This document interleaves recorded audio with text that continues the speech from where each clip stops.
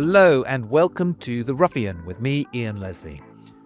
The last time that I had the Financial Times columnist Jemima Kelly on the show, she told me about her visit to the court of Donald Trump at Mar-a-Lago and what it was like to encounter the Orange King in person. If you haven't listened to that episode, you must. It's one of my favourites. I'm delighted to have Jemima back on the show to discuss another bizarre encounter with an eccentric right-wing American. This one being Curtis Yarvin, one of the intellectual leaders of the American online right, influential in the White House and in Britain too. Jemima has written a brilliantly funny and revealing account of a party thrown in Yarvin's honour by far-right activists in Britain. After reading it, I knew I had to have her back on to discuss it, and I'm so glad that I did. Jemima tells a great story, and she is highly perceptive about this far-right movement and its significance. In part 2, which is for paid subscribers only, I asked Jemima what it's like to report these stories, in which she's surrounded by quite weird people with very unsavoury views, and has to win their trust as a journalist, even though they generally hate the media. How does she get them to reveal so much to her? And how does she feel as she's doing it? We also talk about her path into journalism, which was highly unusual, and I think a big part of why she's now such a unique voice in the British press. Don't miss this one.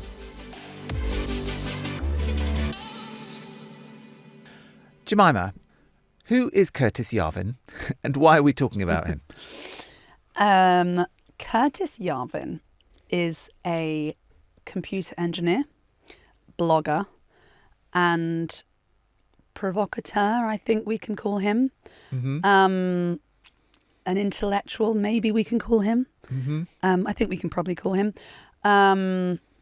We are talking about him because he started a blog in the kind of early noughties under the pseudonym Mencius Moldbug.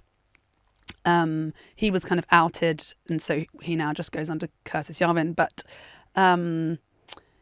he was writing about some ideas in the kind of first decade of the 21st century that now seem to be rather less theoretical and rather more kind of coming into being than many people might have imagined. So, yeah. For example, he wrote in 2008 this kind of manifesto in which he put out some ideas like he had this idea that there should be a thing called RAGE, retire all government employees, which was obviously about massively scaling back state bureaucracy, which obviously sounds rather similar Not to a million miles from Doge, yeah. Which is interesting because Doge was actually, the joke about Doge was that it was named after Dogecoin, but nevertheless there is this kind of quite like this similarity there. And he also spoke about the idea of defunding elite universities, and in particular he talked about the idea that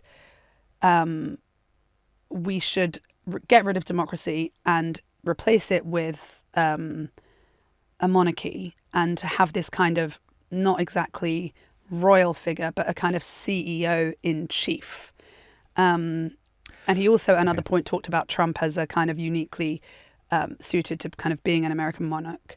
But so this kind of slightly obscure figure on the internet who had lots of fanboys, mainly boys, in this little corner of the internet, has now been kind of spoken about and has been kind of made famous because of his ideas and because of the way in which they seem to have had an influence on Trump 2.0. Yeah. Is he part of a wider movement, or is he just part of a kind of loose alliance of radical right-wing online thinkers? So he is one of the kind of leaders of the dissident right, which, as some people are calling it, I actually heard him call it on a podcast recently, the young right. Some people call it the new right. And what is it? Like, is it a thing? So I think the idea of the dissident right, so I think it feels to me like a continuation of the alt-right. And particularly kind of being the kind of alternative bit of that is that it's not at all conservative. It's quite radical. It's to the right of, conservatism. And it's also, I think, very importantly, alternative kind of culturally. And so there's this kind of idea that it needs to be cool and edgy. And he thinks the other thing that he has talks a lot about is this idea of the cathedral. And the cathedral is the media, the academy, and other kind of liberal institutions that he believes are very homogenous in the way that they think and kind of rule, even if you have a, Republican in the White House, maybe not Trump, although we can get to that because he seems a bit unclear about whether Trump is a break from all this or not, or he kind of veers between one idea and the other. But so the cathedral is the kind of liberal consensus that is baked into all of these institutions and that essentially runs the whole world. It's the machine. And he believes that the dissident right needs to kind of create a kind of anti-cathedral, and that this needs to not only be an intellectual movement, but a cultural one. And it needs to be kind of cool. And so... Because that's how he sees the success of the progressive or left. He thinks that was part of their kind of... part of the way they win is by being cooler than conservative. I guess so. I haven't heard him say that explicitly, but I guess that is implicit in what he's arguing. So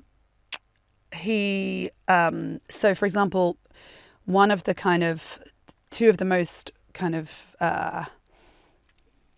famous figures in this dissident right movement are the two girls, Anna and Dasha. I've forgotten I can't pronounce their surnames, or I've slightly forgotten them, who are the hosts of Red Scare. Oh yeah. Who are these like cool girl kind of former like Bernie supporting, New York dwelling cool girls who are very funny, very ironic, who have now kind of become the voice of this movement, and who are very like, they've reclaimed a lot of words that had been deemed offensive, so they use the word like retarded a lot, or gay, or like they'll use like anti-Semitic or like racist kind of words and kind of laugh. And some of it is, I don't know if you've ever listened to it, but some of it is kind of like, well, some of it's funny, some of it's, I guess it depends on your taste. Same with Yarvin himself, actually. I find some of what when I spoke to him, I found some of what he said kind of funny. Some of it is just like offensive for the sake of it. And, I think some people laugh maybe because they think it's liberating to laugh at stuff like that. Yeah. Or it's kind of uncool not to laugh. Yeah, exactly. Yeah. Okay. And he is close to some Silicon Valley types as well. So he's connected to money. He is. He's very connected to money. So he himself has this project called Urbit. Yorbit. I don't know how you pronounce it. URBIT, which was a kind of blockchain idea that sounds slightly similar to it. That doesn't seem to be doing particularly well, but he's still trying to make it happen. So that's his particular thing. And he's weirdly based in Berkeley, which doesn't necessarily strike you as a particularly kind of radical right part of the world. And he is very good friends with Peter Thiel, who became very enamored by his ideas. Mark Andreessen is also kind of a, contact friend. He talks to him a bit. Peter Thiel is obviously quite close with J.D. Vance, the vice president. And so Yarvin and Vance have now kind of struck up a relationship as well. He told me that the last time he'd seen Vance was like a month before I met him. So, and Elon Musk even apparently consulted him. Elon Musk followed him and then quickly unfollowed him, which is just like the only gauge we have of it's just such a strange gauge. But anyway, kind of the defining narrative of the age is like follow, unfollowed. Yeah. But Elon Musk did apparently consult him on, Elon Musk temporarily had this idea about forming a new political party when he fell out with Daddy Trump. But like, now Curtis, he's how do back. we do this? Now he's, Okay. So you've mentioned the fact that you've met him. So let's talk about that and how that happened. And so there was a party given in his honour. How did you? And we're going to talk about that. So, but tell me how you found out about it and how you got to go along. Well, this is a very strange story. So strange that many people think that it's made up, which it's not. I matched with a man on Bumble, a dating app. Yeah. The week before this party, actually, genuinely. Mm-hmm. I did not know his politics before we matched. He actually had some quite interesting things to say on his profile. You know, you don't put very much information on the profile, but some of the things that he said were quite interesting, which we can come to. But this is one of the things that I think is interesting about this new kind of dissident right, new right, young right thing, is that like there are some ideas being discussed that I haven't heard being discussed before, or that strike me as like new and interesting. Some of them strike me as like old and bigoted, and some of them strike me as new and interesting. Mm-hmm. And there's this kind of energy, kind of intellectual energy, that I think is quite alluring for young people. And I think that's, you know, one of the reasons that they're kind of getting a bit of momentum. Anyway, so he'd kind of said some things that were quite interesting. We then started leaving voice notes, you know, just in the chat. And I quickly like realized that he was pretty right wing, essentially, in a kind of like way that I find like, you know, he started talking about like women's roles, like he doesn't want his woman to work and stuff like this. So I was like, okay, yeah, well, this is obviously not going to be a romantic connection.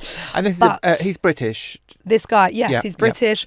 He lives in you know, he didn't want me to like name him, but he lives in East London. He kind of has tattoos.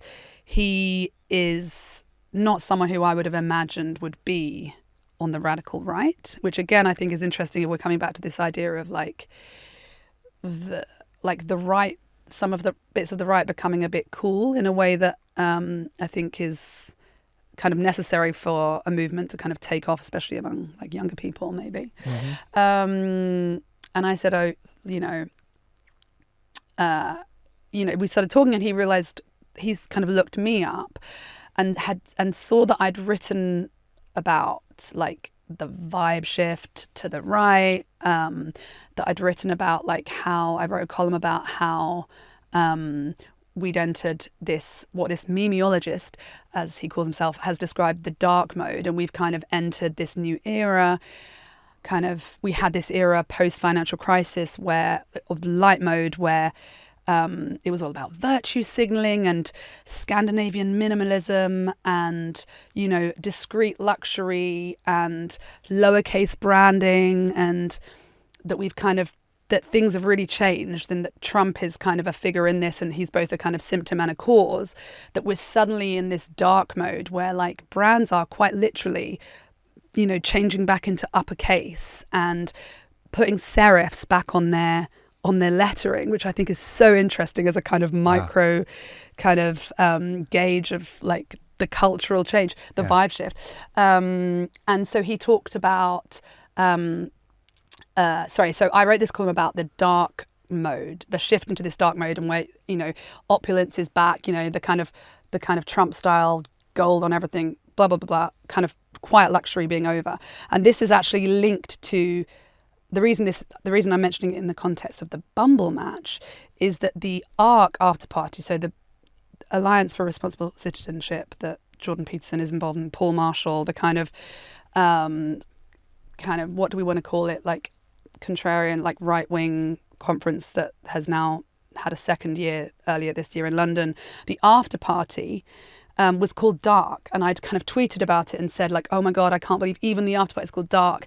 And he was like, oh, my friend organised this party. I think I can introduce you to some people that you would like to talk to. I see. You're only scratching the surface of this world. You're very layer one, as he put it. And funnily enough, the party that he ended up inviting me to was organised by the same man as had organised the ARC after party that was called Dark.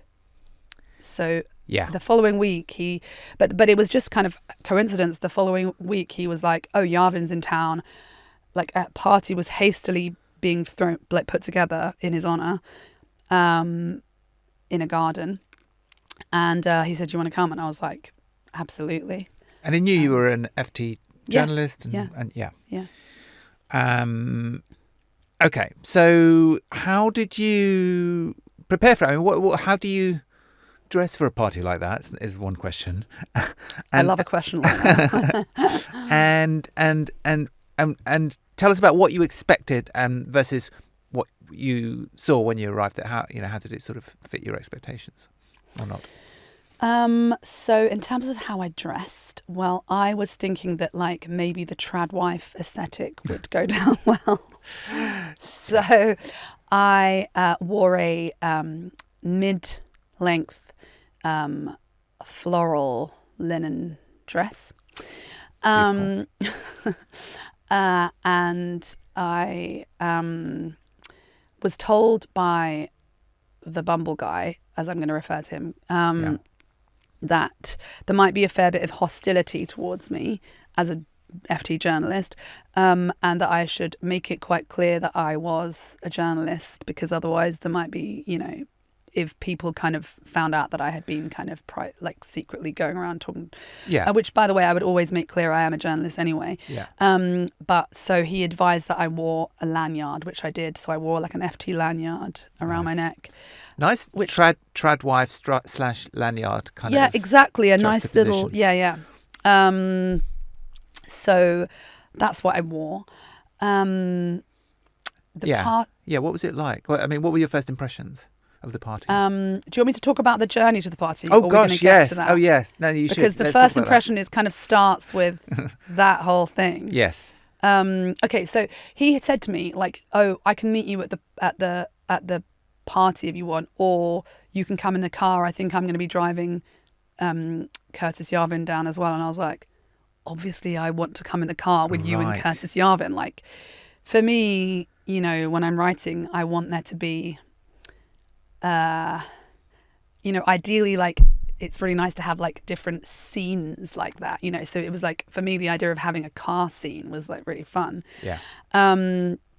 So the Bumble guy, and it's all very strange that he was driving Yarvin down. One of the things that really surprised me is that Curtis Yarvin told me that all these billionaires that he's friends with don't give him money, apparently. Very kind of odd. So he was literally staying. So one of the people that the Bumble guy brought with us in the car. So there was me. So I was picked up first. There were two Spanish sighthounds in the massive boot. We were in a Porsche. Of course. And there were a Porsche estate car, and there were these gorgeous dogs in the back. Then there was me, who he picked up first. Then we picked up the woman who was going to be DJing, who was intersex. She'd been brought up a boy, but felt that she was a girl, but she was intersex from birth, obviously. Felt she was a girl, and then so had transitioned to become a woman, which she felt was the correct thing for her anyway. And used to kind of call herself trans, but has become disillusioned by the trans movement, as she might put it, as she definitely does put it, and therefore has kind of become alienated from that, and is now like, she used to be left wing and now she's based, as she puts it. So that she's a kind of interesting character in herself. So she was picked up, and she lives in a council house that Yarvin, which actually a really nice one, but Yarvin was staying with her, and I was like, why are you staying with her, who he'd never met? And it was because he thought he'd save money on like hotels. So I was kind of surprised by that. This like big deal who like every newspaper is like profiling, who's best mates with Peter Thiel, is staying in a council house when he comes to London. Yeah. Which is also ironic given his views on like the state and stuff. But anyway, that's a different. But it's interesting. I mean, it suggests that he's not just doing this to make as a grift. I mean, whatever he's doing, he might do. I guess it might be. You might say, "Oh, he's just doing it for status," but it's not for money. I agree. I don't think he's, and also he's interesting because I feel that he could be more. Yeah, he could be trying to kind of monetize himself more than he is. Oh, absolutely. And I didn't get the impression that he was necessarily driven just by money or even primarily by that. I got the impression that he's driven by wanting to be considered cool and interesting, and by like, you know, I think he's excited by these ideas. Okay, let's. Okay, so we are. So the car. We're in the car. Yeah, we're in the car. So I got picked up. Then she got picked up, and then he had actually spent the morning with Lord Skidelsky, who's this 86-year-old crossbench peer. Yes, and Keynes biographer of Keynes. Yeah. Yes. So we picked Curtis Yarvin up at his house in Skidelsky's house in Pimlico. And then the four of us drove off.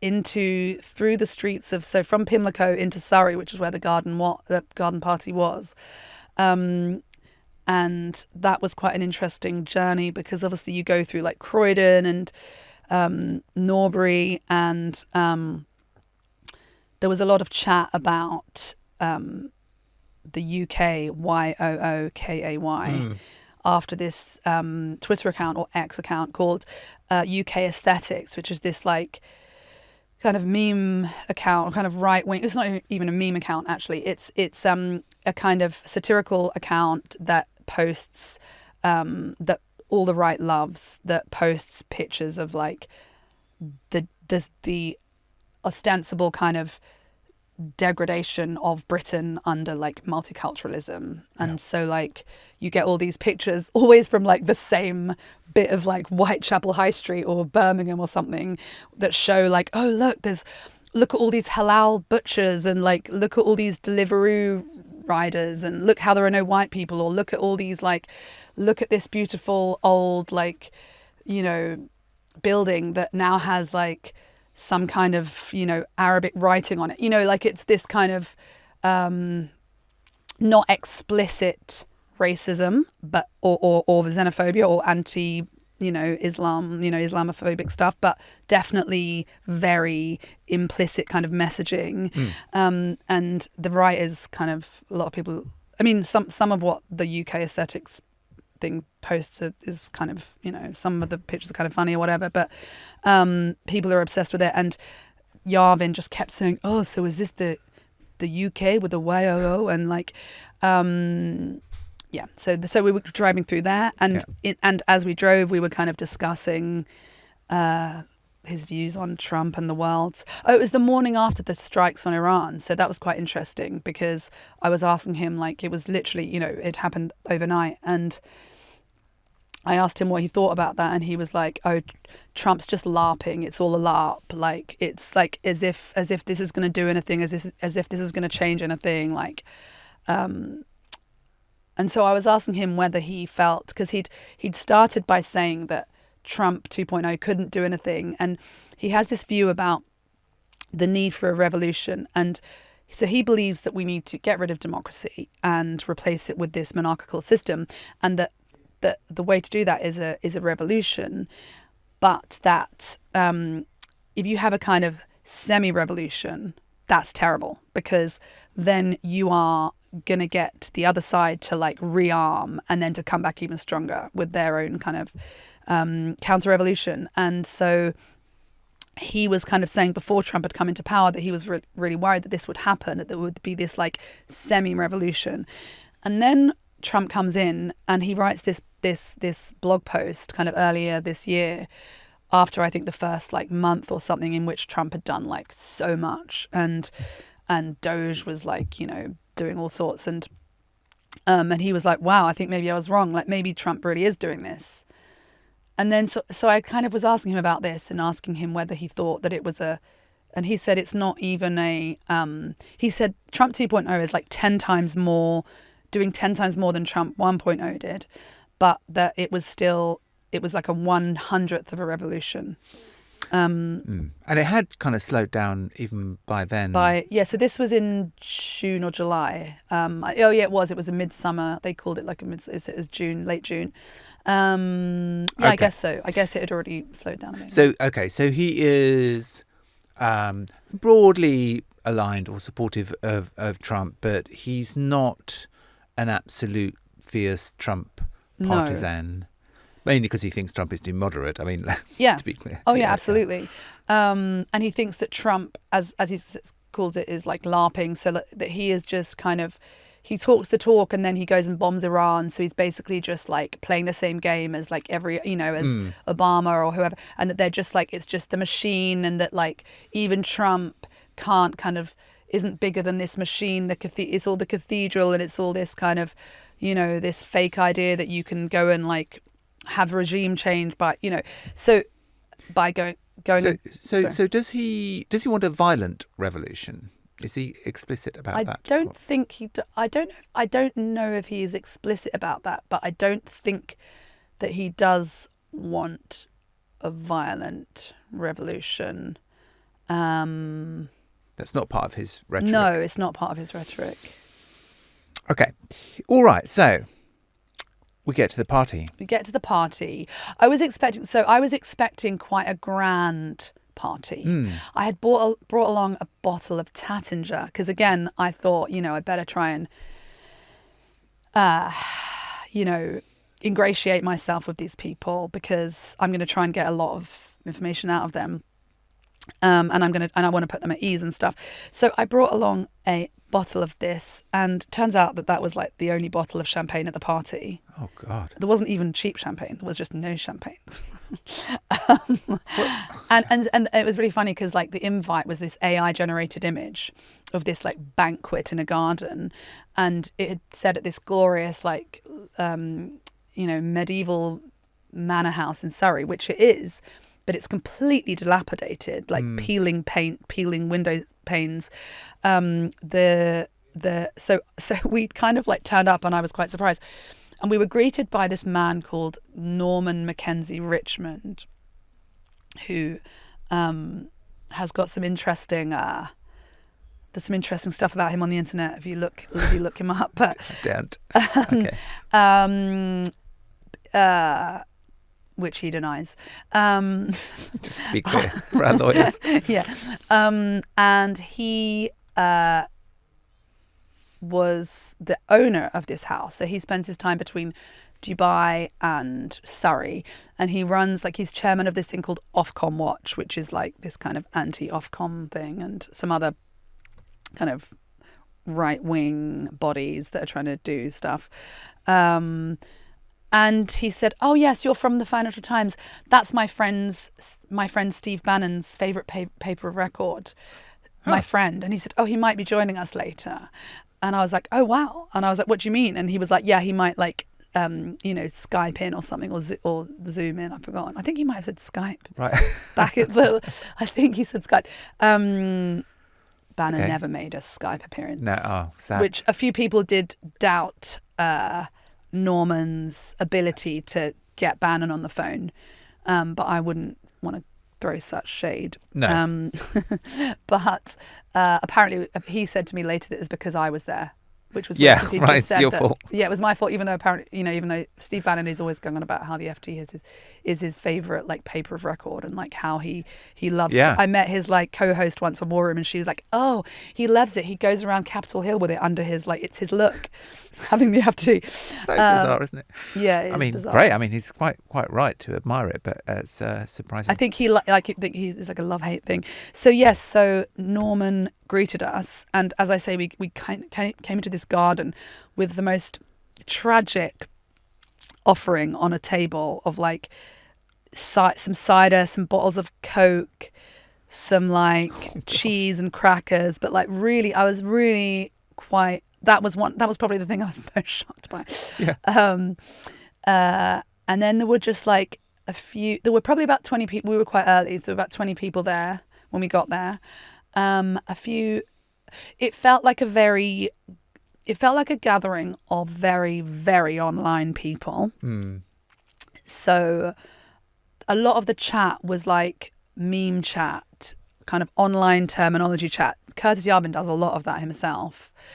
So that was interesting. And then, yeah, there was this mixture of like very kind of not very, gosh, how do I put this? people who look like they spend a lot of time kind of playing video games and really do look like that. Yeah, pallid and sort of. Yeah. Yeah. And and then like kind of like people who maybe a nasty person might call an incel. Mm-hmm.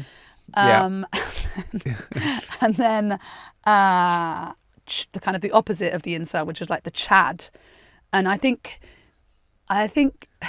so. Curtis Yarvin, he spoke a lot about this New Yorker profile that had just come out about him, and that he didn't feel was very flattering.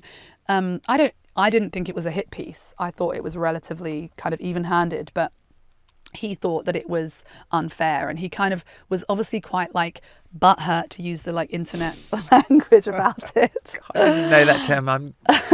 I'm not sure. I'm glad that I know it now, but it's just anyway, he was a bit of so like, but I think he was quite pleased that there were Chads there. Do you know what I mean? No. So what is a Chad? Oh, okay. A Chad is it's an internet term for like a good-looking, square-jawed male who is basically getting all the women. Okay, so kind of like me.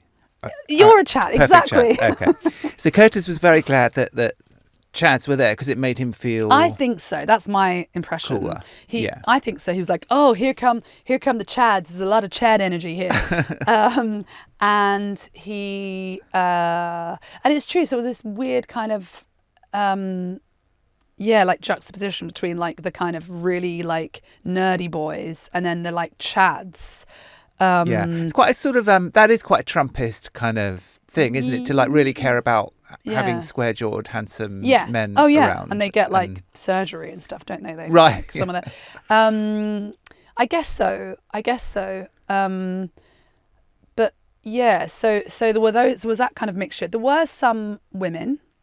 Obviously, it was mainly men. Obviously, it was mainly men under the age of like 40, I guess. And mostly British with a few Americans. Yeah, no, not very many. Hardly basically any no Americans. Americans. Okay.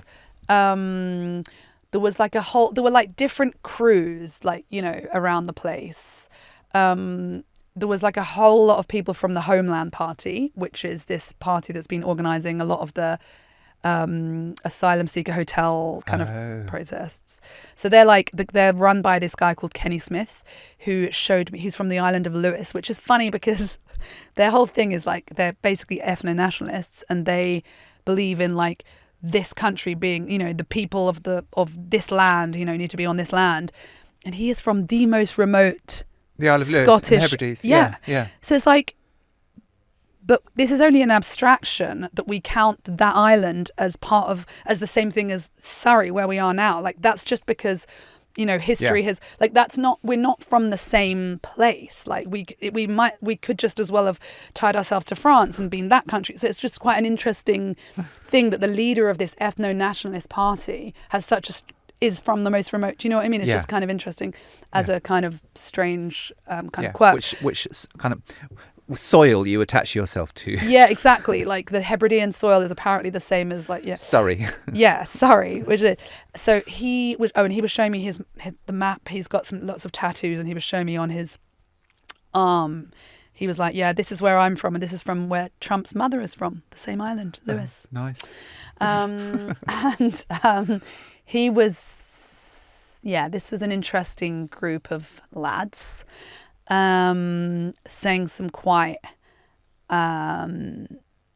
shocking things, I think, really. Mm-hmm. One of the main kind of subjects at the party was, there were a few kind of subjects that kept coming up, and one of them was how much of the UK should be white? Like, what do we think should be the kind of proportion? And everyone seemed to say the same thing, which is 95%. That was like everyone I personally spoke to said, which it's obviously much less than that currently. So a lot of these people, including the Homeland Party, believe in remigration, not just of obviously illegal immigrants, but like of a lot of people who've probably, who've been here for generations and stuff. So that was quite, and they say it in such a kind of, the leader is kind of like, we just want to, with his kind of lilting Islander, kind of Scottish Islander accent, we just, we don't want to be violent, or we're not thugs. We just want to send millions of people back to their, to the countries of their great grandparents. It's like, okay, Yeah. So there were those people, and then some kind of random kind of fanboys of Curtis Yarvin's, and it was a very strange, motley crew. real motley crew. Were there any non-white people there? There were, and that was the kind of proportion was slightly surprising given what people were talking about. But I heard some of the strongest arguments in favor of that kind of thing from the non-white people. Mm-hmm. So, for example, there was this mixed race guy who was like, I think he was a Tory councillor, and he got thrown out for some kind of alleged conspiracy theorizing, and he's now started his own like kind of right-wing media, kind of YouTube, basically, a company called, I think it's called Resistance GB. And I asked him, I was like, do you ever encounter any kind of racism, for example, at these kinds of events, these kind of gatherings, which they happen relatively often, these gatherings of this new right. It's not just because Yarvin's in town. It's like this, they're all on the same like mailing lists. That's how they all like find out about it. And he said, no, not really. And anyway, like the taboo jokes are always the funniest. And he said, and I said, but people are making arguments about like, the importance of this country being for people, for white British people. And he was like, well, I've got like Alfred's blood in my veins, and because he's like mixed race. And it was really, that was quite jarring, I think. And then there was like, there was some like quite a few Asian people, and they were talking the ones I spoke to were talking very kind of firmly about the importance of defending the West, and Judeo-Christian values. This is what they're all talking about. Like the West is in, and so there were several non-white people there, probably like 10 to 15 or something like that. Yeah. Okay. Yeah. And there was probably a peak of about 80 people. Yeah. Okay. Or maybe 10 people who weren't white or something like that. It's that kind of proportion. Yeah. Okay. So not nothing. What was their view of Reform and Farage? Are they kind of very pro Farage, or do they find him too? The unanimous view on Farage and Reform is that they're far too moderate. Right. So like that was just, everyone you spoke to was like, oh no, there wasn't even a question. Okay. And again, I think it's that like this kind of faction sees itself as kind of radical. So as soon as you have like Farage trying to, he's having a political party, and I mean Homeland is setting itself up as a political party, but Farage trying to sometimes criticize Trump and kind of present, lining himself up as a potential future prime minister, in a way and slightly appeasing people. So I think he is basically seen as too moderate, and then because of the whole fallout between him and Lowe, there was this whole like people were very much on Lowe's side. Is it Rupert Lowe? Oh, Rupert Lowe. Yes. It is Rupert Lowe. Yes. Yeah, I was trying to remember his first name. It is Rupert Lowe. Yeah. So Farage was seen as like the far too like kind of the woke version of Rupert Lowe. So people were, yeah. So there was a criticism of, but there was also quite a lot. I heard quite a lot of people talking about the Overton window and how that's something that Yarvin talks about a lot, and how that kind of window of what's acceptable to say and to talk about, how that had expanded or shifted. And I think they would probably credit Farage for that, so Farage has now made it acceptable to say, hey, like maybe we need to like, maybe, we need to send back some of the people from the boats, and, and so now Keir Starmer is like, talking about that and talking about having an island of strangers. I think they would say that, and this wasn't something that I discussed at the at the party specifically, but they were talking about this Overton window. So I think they would probably credit people like Farage for having shifted that, but I don't think that they would. But they would obviously say, but he obviously doesn't go far enough. And not everyone there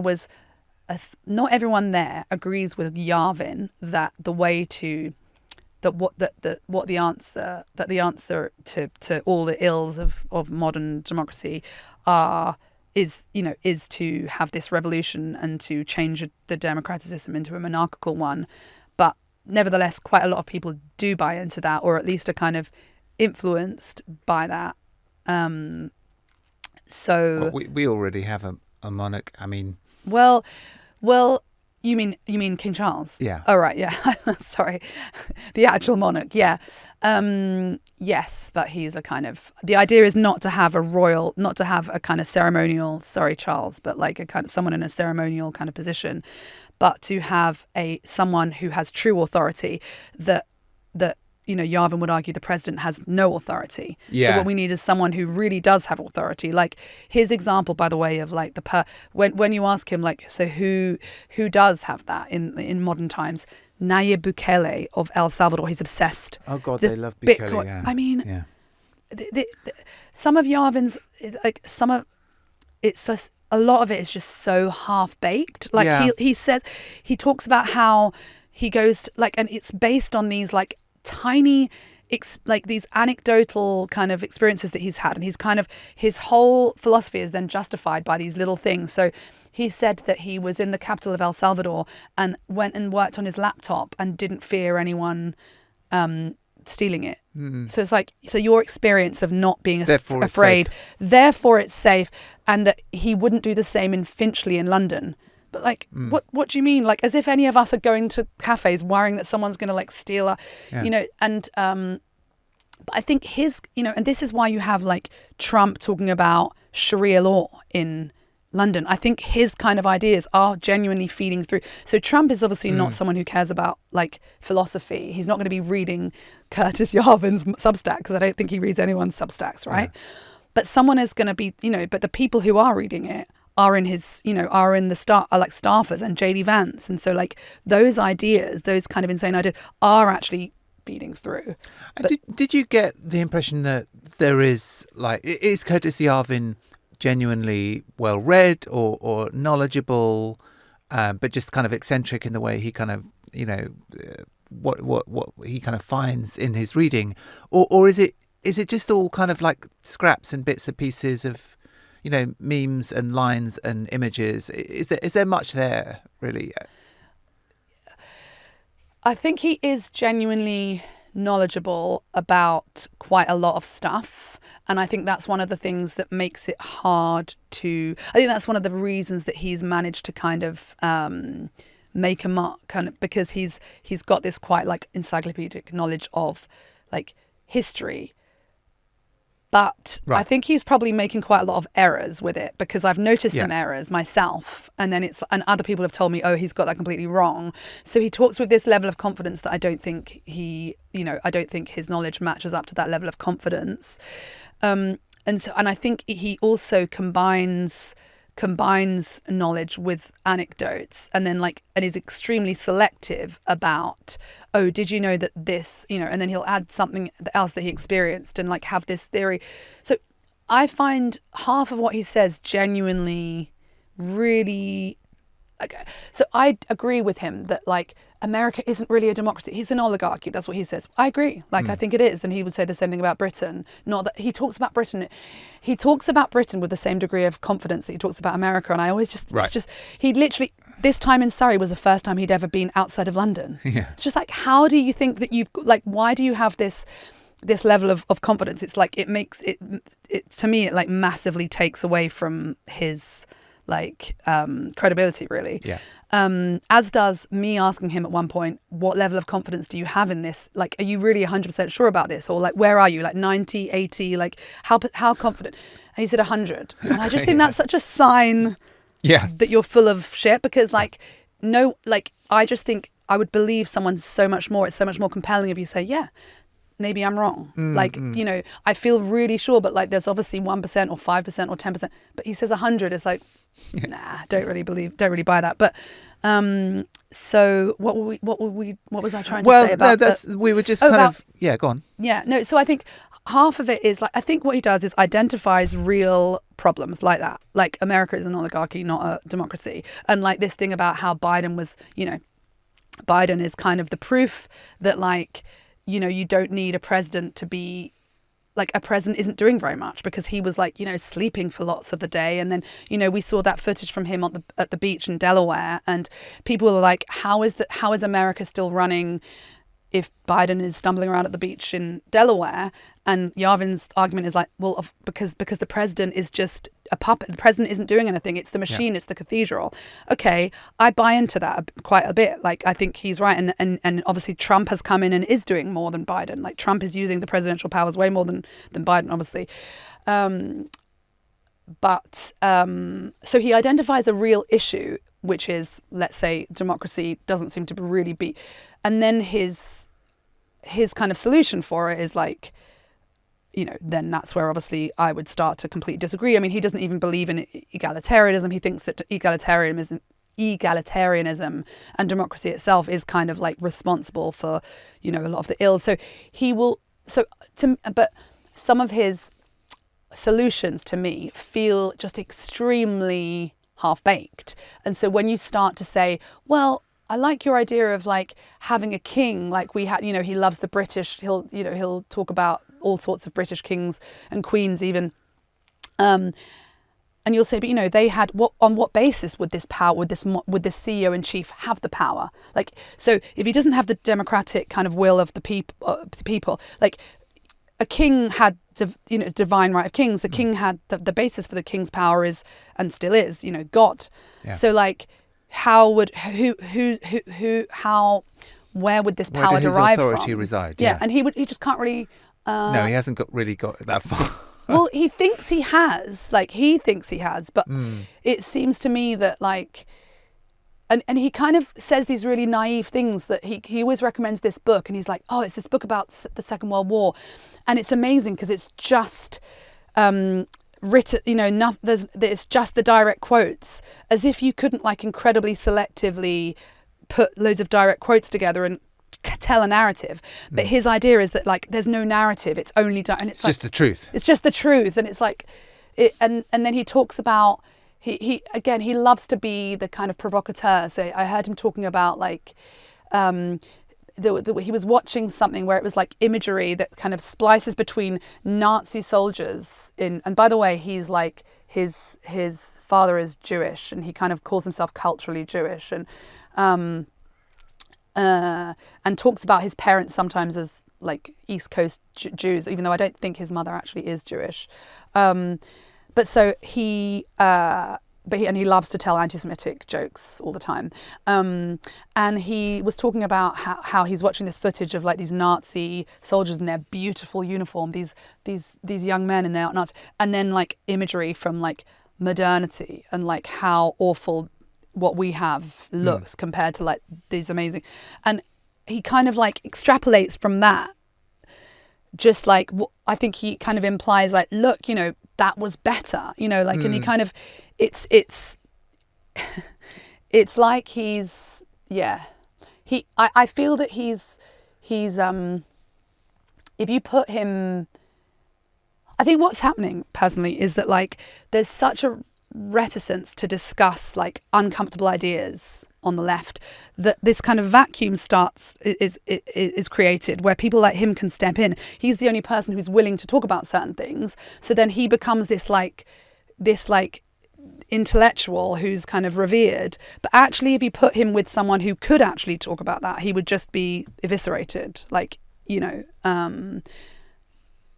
Yes. So I think I think he does have some, I think he's clearly like intelligent to some degree. I don't think he's like, but, and I do think he's got a lot of knowledge, but I also think it's a lot of gaps. Yeah. And it's just sort of undisciplined and a bit kind of wild and all over the place. There isn't really much kind of grounding basis in. I mean, I feel a bit like, he's got far more ability to like pull up historical knowledge than I have, for example. Like, I'm terrible at that. I have to like, my memory for like facts is quite bad. So I kind of feel like I shouldn't be like throwing, people in glass houses or whatever, but it's just that he is claiming to have all this knowledge, and so. But he's drawing much stronger conclusions than you absolutely. would about everything. And also, like it's a kind of defense mechanism. So if you say to him, so like you said that Trump 2.0 is a 1% revolution, and yet you're saying you were wrong in saying that I was going to kind of create a worse backlash. So like, which one is it? Because if it's a 1% like revolution, then surely the backlash is going to be much worse, and therefore it was worse to have Trump, because he originally said that people should back Biden, by the way, or Harris, that it should be Harris, that people should vote for Harris in the last elections, not Trump, because of the risk of this semi-revolution. Yeah. But so and things like that. So when you ask him and you kind of press him on stuff, he just goes back like 5 centuries and starts talking about like, whatever, and then he talks about Darth Vader, and then it's just like, that's his way, I think, of like not really focusing or addressing an actual argument or point. Yeah. Let's move a little bit to the side, and you're very good at kind of sketching in minor characters in your pieces, in interesting ways. And you talk to this guy Matthew Glamour. Yes. How do you say it? Glamour. I think he might have. Glamour. I think he might have made up that name, Glamour. He might have. Tell us about him a little bit, and let's briefly talk about him. He's a very intriguing character. Yeah, and why did you include? Why was he sort of significant? Well, he was the celebrant, is it called, for Curtis Yarvin's latest wedding. Like, he's actually a close friend now of Yarvin's. So, which is the most extraordinary and strange kind of friendship. So this guy, who I think is like 60 or something, was a really kind of big deal in the kind of alternative club scene and art scene in the 80s. He's a kind of artist and party organizer and musician, and he worked with a lot of kind of alternative artists and musicians. He set up this really famous club called Smashing in the early 90s that was like basically kind of the birthplace of Britpop, pretty much. Yeah. And like Disco 2000, Pulp's Disco 2000, the video was like filmed on the dance floor. Wow. And so he was this like darling of this kind of like... He was at the centre of everything. Absolutely. And it was always like quite alternative, cool stuff, right? And he's gay. And he felt that during the AIDS kind of crisis, that, the gays, as he puts it, were like completely ostracized, and no one wanted to touch them, and like all the, and that when that was over, suddenly like every company wanted to have like a rainbow flag, and there was like, we want to include, and he found that deeply kind of hypocritical, and not just that, he kind of felt like there was some kind of conspiracy. He was like, what's going on? Like, you can't go from one to the other. And as a kind of provocative artist, he wanted to kind of do something. So he was asked to do a kind of edgy, because he is edgy, float for the 97 Brighton Gay Pride. Mm-hmm.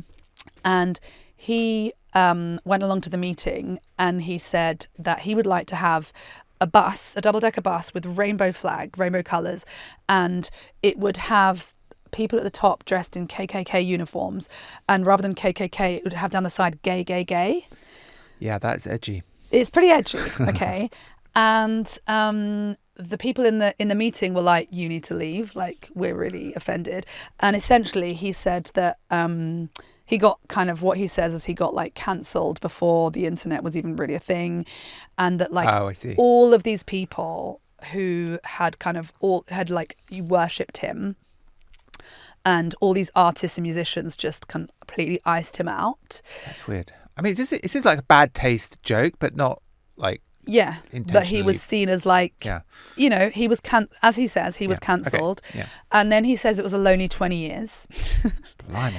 And then he says that he basically found a new tribe, and the new tribe was the kind of the right, and particularly the kind of alt, as it was back then, because I think he started getting into this around Brexit, I think, which is when a lot of these people did start to kind of a lot of people talk about Brexit. This is people in the UK, and a lot of people talk about COVID as two of the points in which they kind of were kind of radicalized, or that they kind of shifted kind of teams.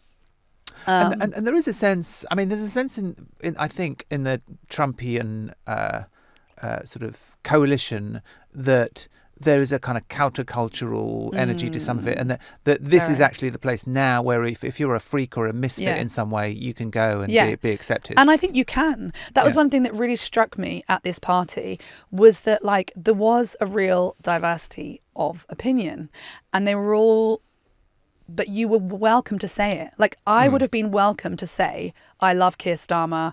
I think that we should have 80, that we should have like completely open borders, and that we should, and they would have, I honestly think that those people would have listened, and they would have argued with me, and the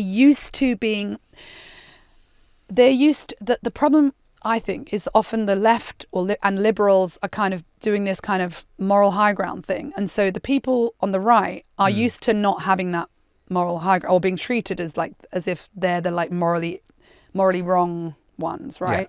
And therefore they're kind of much more comfortable, I think, in kind of discussing stuff, and I think that's an issue for the left. So I think there was like a real diversity of opinion, but there's also this drive to kind of sing from the same hymn sheet. So there was like, there was a kind of like, they all feel that they should be united. I heard a few people say that, like, oh no, like we're all on the same team or something.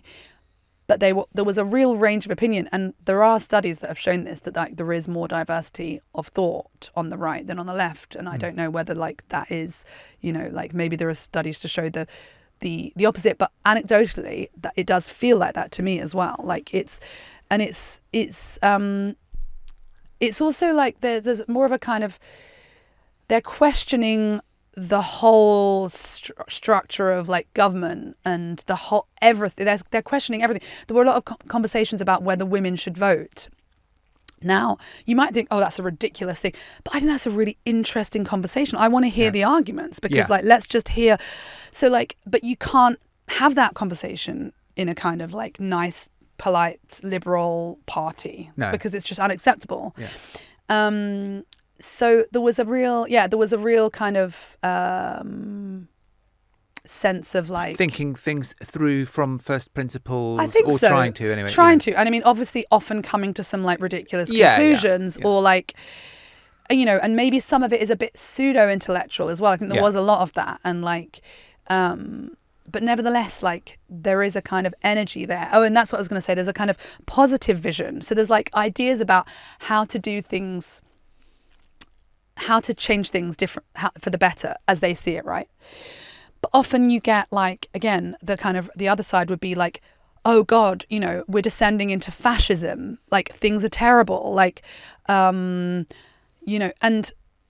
everything's going to hell. And like, I don't know if that's very compelling, especially for like a younger person who's like, I don't know. I just think that the fact that they are kind of a bit more exploratory maybe, and kind of having ideas about how to change things in a way that they think is positive and that we might think is, I mean, having said that, there was also a massive like victim mentality that I found there, which was this kind of, which was like straight white Christian cisgender male, like we're the, and the women were Matthew as a gay, he felt like a victim to some extent. Sorry, did he feel like a victim of? Good question. But well, he doesn't even call himself like gay. He calls himself a homosexual, and he like, so he doesn't even want to be like, so even though he was the gay, he calls himself a homosexual and kind of doesn't want to be seen. He doesn't want to be with that tribe. No, with he doesn't want to be with that tribe, even though he used to be. What's interesting, I think, and what he talked about and what Yarvin talks about is this idea of like creating a culture and how that's really important. And so for him, like the music is really, really important. And for a political movement, you need a kind of cultural exactly. World. And he's as a kind of party organizer, that's kind of one, his career has been kind of doing that. He is now the kind of one of the main organisers of these parties of the kind of dissident right in London, and had met Yarvin at a kind of far right conference, and they'd become friends. And I think Yarvin has kind of, has noted, kind of wanted. I imagine that their friendship was partly on the basis of Yarvin kind of seeing that he could play a role here and like be part of this kind of cultural. His project now is called The Cathedral, which is using the Yarvin. Oh, I see. So overall, how did this party and this experience and talking to these people and talking to Yarvin, how did it affect your thinking about this online right? What do we call it? The radical, not the alt-right. Neo-reactionary, dissident right. Did you feel dark enlightenment, a sense that it is a powerful force in the land, or did you come away thinking, not sure it's going anywhere, or somewhere in between? Yeah, I think somewhere in between, but probably more it's going somewhere than it's not. Okay. It was a bit of a kind of crappy party in some ways. Like the food was rubbish, and like it was a dilapidated house. But also they are, as they talked about, like the Overton window has shifted, and even if we're not going to have a revolution and it put in a CEO in chief, like things, Trump 2.0 is doing a lot more than Trump 1.0. And like the influence, some of these ideas are filtering through. And so I guess I don't necessarily think that the dissident right is going to become like, I don't think that Homeland are going to be like, the next. I don't think that Kenny Smith, the leader, is going to be the next prime minister. But I do think that if you keep shifting the right kind of to the right, then the middle kind of gets dragged over as well. Yeah. Not necessarily, but I think that seems to be happening at the moment anyway. Yeah. Yeah. Okay. So they could be an influential fringe, but influential. I think so. Movement on the mainstream. And what I notice is that like younger, particularly men, are getting excited by these ideas in a way that I'm quite struck by. And again, I think it's like there just isn't that much. You might have some figures like Mamdani or people like that who are kind of starting to like invigorate. Maybe there's some, new Democrat energy coming through in the US But in the UK, it's not clear to me that we have anyone really like that, and even really in the US with someone who's kind of coming out with like new exciting ideas. It kind of feels like there's a lot of young minds that are being influenced by this stuff, and that's potentially kind of significant. Yeah. Yeah. Wow. Okay. Well, we are. I also want to ask you about how you wrote this piece, a bit more about your craft as a writer of these kinds of pieces, and how it felt to you, being a journalist in the midst of this party, and just ask you a bit more about your background in journalism and so on. But we're going to do that in part 2. So in the meantime, thank you very much, Jemima. Thanks that was for having me. fascinating.